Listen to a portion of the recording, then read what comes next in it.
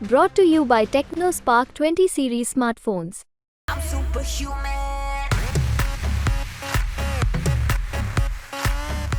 चीन की चंगुल में फंसता मालदीव दिन ब दिन कंगाली की ओर बढ़ता जा रहा है। मौजूद सरकार की हरकतों के चलते देश के अंदर कई तरह की समस्याएं देखने को मिल रही, लेकिन इस मुसीबत की घड़ी में भी हमेशा की तरह भारत ने मालदीव की मदद की है। और इस मदद के बाद मालदीव के विदेश मंत्री मूसा जमीर ने सोशल मीडिया प्लेटफॉर्म एक्स पर भारत को धन्यवाद दिया है। उन्होंने पोस्ट कर लिखा है कि मैं मालदीव को साल 2024-25 के दौरान भारत से आवश्यक वस्तुओं का आयात करने में सक्षम बनाने के लिए कोटा के नवीनीकरण के लिए विदेश मंत्री एस जयशंकर और भारत सरकार को ईमानदारी से धन्यवाद देता हूं।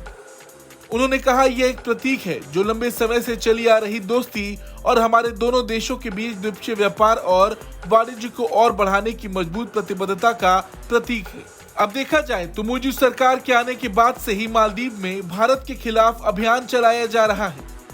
इसके बावजूद भारत पड़ोसी पहले की नीति पर टिका है और यही वजह है कि इतने तनाव के बावजूद भी भारत सरकार वित्तीय वर्ष 2024-25 के लिए मालदीव को जरूरी सामान की आपूर्ति के निर्यात को बढ़ाने पर सहमत हुई है। मालदीव में भारतीय उच्चायोग की ओर से ये जानकारी दी गई है। बताया गया है कि मालदीव सरकार के अनुरोध पर भारत सरकार ने कुछ निश्चित मात्रा में जरूरी सामान के निर्यात की इजाजत दी है। इन चीजों का निर्यात भारत और मालदीव के बीच एक विशेष द्विपक्षीय तंत्र के तहत किया जाएगा। निर्यात की जाने वाली प्रत्येक वस्तु के लिए कोटा बढ़ा दिया गया है और निर्यात की स्वीकृत मात्राएं 1981 में इस व्यवस्था के शुरू होने के बाद सबसे ज्यादा है। अब देखा जाए तो मालदीव के विकास में भारत ने एक बार फिर हाथ बढ़ाया है और वो भी तब जब मौजूद सरकार लगातार चीन के समर्थन में भारत के खिलाफ अभियान चला रही है।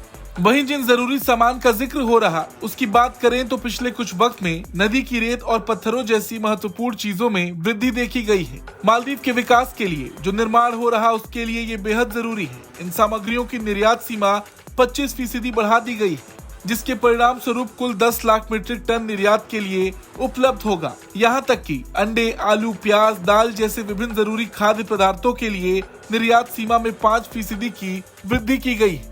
कुल मिलाकर इतने विरोध के बाद भी भारत मालदीव का साथ नहीं छोड़ रहा। भारत की इस मदद पर आपका क्या कुछ कहना है, कमेंट करके जरूर बताएं। ब्यूरो रिपोर्ट, भारत तक।